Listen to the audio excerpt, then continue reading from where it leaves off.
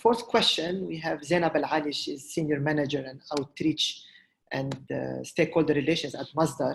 She's been active in the youth program for many years now, and she is one of the top ambassadors I know who've been encouraging the growth of the young people and integrate them into the innovation ecosystem, and invested a lot of energy and time into upskilling and reskilling and taking them forward what's happening in the future.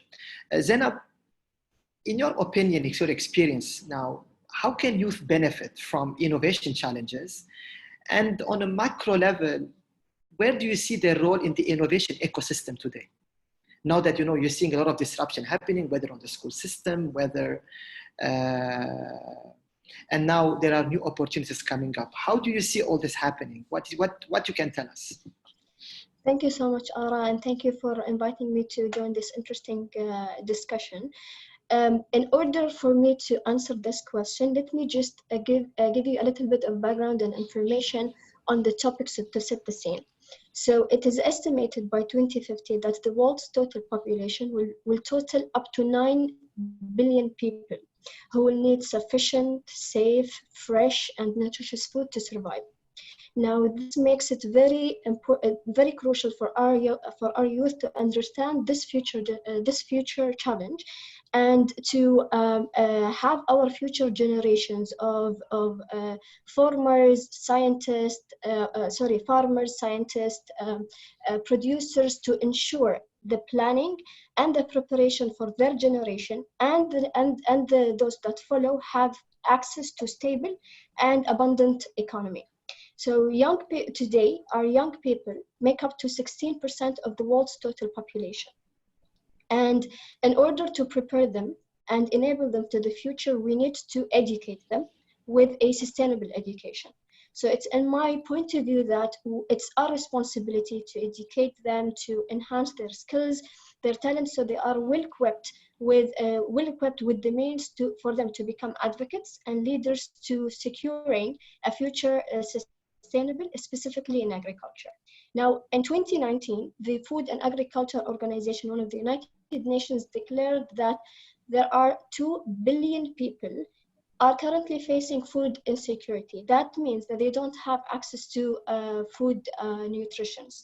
I'm sure that this number have increased because of COVID-19, closing of borders, lockdowns and disruptions. The trade and supply chain is restricting people from accessing nutritious food. So the act is now. We need to be proactive, and we need to be prepared for the future.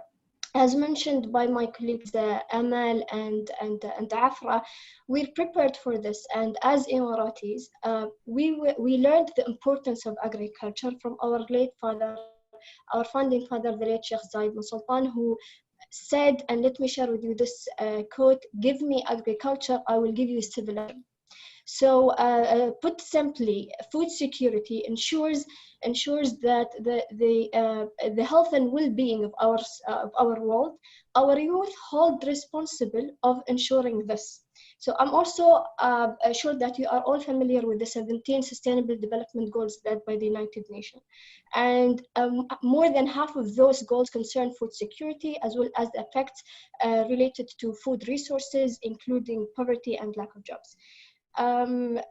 What I think, and I believe, that COVID-19 haven't taught us now to be prepared, because we're already prepared, but through also the Youth for Sustainability Hub that runs by Masdar, we are dedicated to ensuring that our young people are ready and have the access of the resources to enable them to bring about positive change.